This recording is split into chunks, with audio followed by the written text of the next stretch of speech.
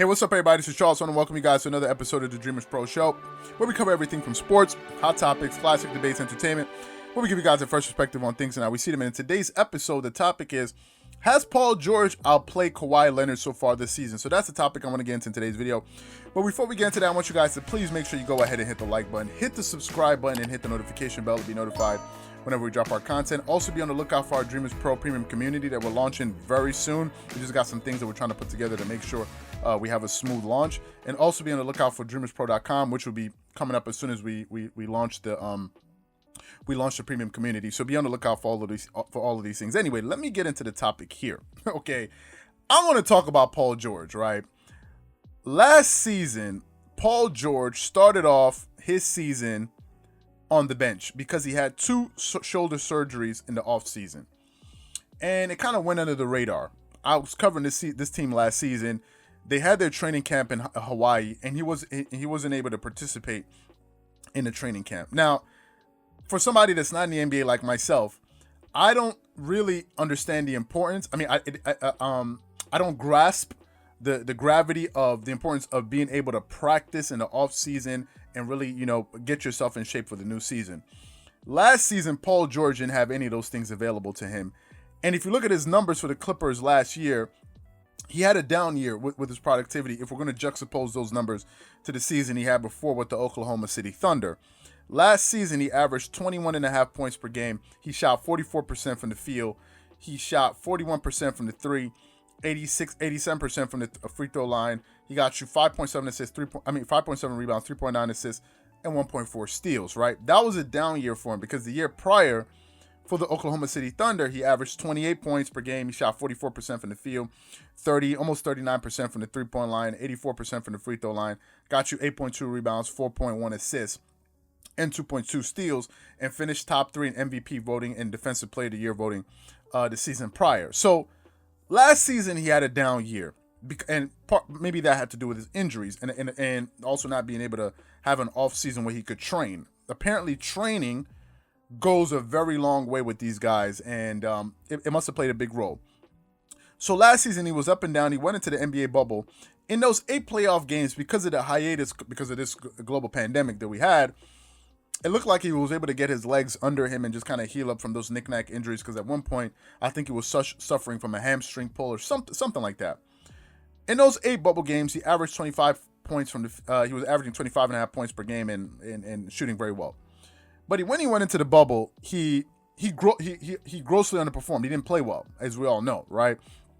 And he was ridiculed. And their best player in the playoffs last season was Kawhi Leonard, as usual, which is something that I always expect. Kawhi Leonard in the playoffs last year for the Clippers averaged 28.2 points per game. He shot 49% from the field. He didn't shoot very well from the three. He shot 33%, 86% from the free throw line. He got them 9.3 rebounds, 5.5 assists, and 2.3 steals. So he was sensational. It's just that Paul George wasn't able to pick up the slack for Kawhi Leonard not being able to perform. And then once he didn't perform in that Game 7 and Kawhi finally had an off game, it was game over. They lost that game.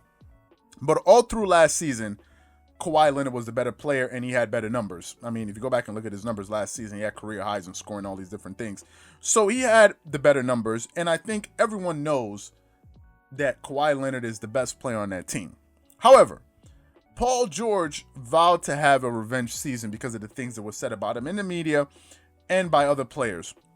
And coming into this season, there was a game against the Phoenix Suns where him and Devin Booker and Chris Paul had a spat on the court. They had a mini altercation, and after the game, Paul George was saying that, I don't know what's going on. A lot of guys have been talking. There's been a lot of talking this season, and I think that's coming from sports fans, people in the media, and NBA players themselves. And so far this season, Paul George, in the first 14 games of this season, is shutting down his critics, and he's playing better than Kawhi Leonard. This season, the guy's averaging 25 points per game. He's shooting 51% from the field. That's 6 percentage points higher than he shot last year. He's shooting 51% from the three, which is 10 percentage points higher than last year, and he's attempting more threes this season. To put that into context, he's shooting 92% from the free throw line, which is 5 percentage points higher. He's getting more rebounds this season at 6.2 which is almost one more, a few more than he got last season, and he's averaging 5.1 assists. So he's averaging a whole assist more than he did last season, and about the same amount in steals. Thus far, Paul George is having his best shooting as far as percentages. He's having his best. This is his best year he's ever had in his career. Kawhi Leonard, on the other hand, the reason I'm saying he's outplaying Kawhi is because Kawhi Leonard has been kind of hit or miss. Last season, he averaged 27. This season, he's averaging 24 points per game. His field goal percentage shooting is actually higher than last season. Last season, he shot 47. This year, he's shooting 49.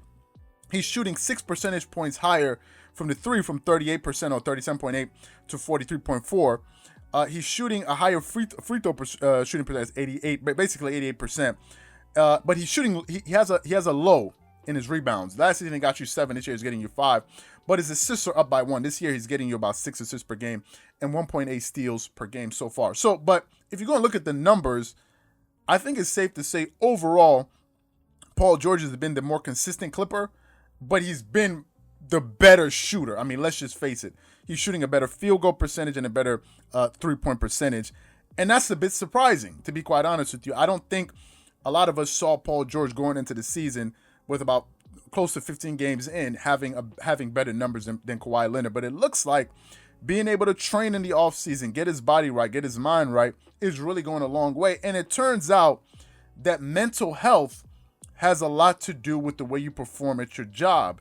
The guy seems to be in a better place, and it really looks like when people are happy, they tend to do better at their jobs, and that's what we're seeing with Paul George so far. Now, here's the reason why I think this is going to be good news for the Clippers. I wouldn't personally care if Paul George won the regular season MVP and had better numbers than Kawhi Leonard this season, because you know Kawhi Leonard really takes his game to the next level in the playoffs. That's what he does historically, and I know he's going to be the best player for the Clippers come playoff time. But if Paul George is playing in a rhythm going into the playoffs and playing like this, that's going to be good news for the Clippers, because if PG is on and he's on top of his game, this Clippers team is going to be they're going to be a tough out, because they're already the best shooting team in the NBA. Overall, in field goal percentage, in the top 5, but in 3-point percentage, they're leading the league, and in free throw percentage, they're leading the league as well, which means being a good free throw shooting team is going to help you in the playoffs in clutch moments. But if Paul George is on top of his game, and Kawhi Leonard is the Kawhi that we normally used to seeing in the playoffs, playoff Kawhi, this Clipper team is going to have a very good chance of winning the NBA title, or they're going to have just as good a chance as any other team in the playoffs competing for an NBA title. So for me, I think it's good news. So what I want to know from you guys is, do you think so far Paul George has outplayed Kawhi Leonard? Do you think it's going to stay like this, or do you think Kawhi Leonard is going to overtake him as the season progresses? Whatever you guys think, please leave your thoughts and comments in the comment section below. Again, if you enjoyed the video, please make sure you go ahead and hit the like button, hit the subscribe button, hit the notification bell to be notified whenever we drop our content. Once again, this is Charles here from Dreamerspro. Wishing you guys an amazing day, and catch you guys on the next episode. Peace.